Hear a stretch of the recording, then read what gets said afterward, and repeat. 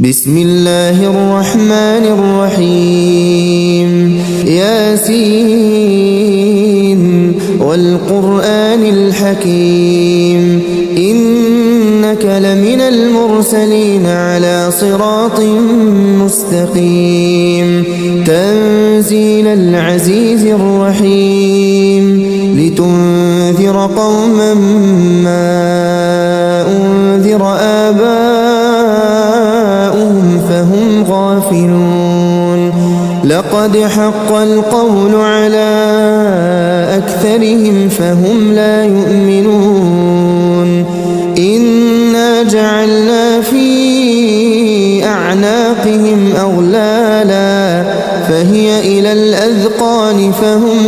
مقمحون وجعلنا من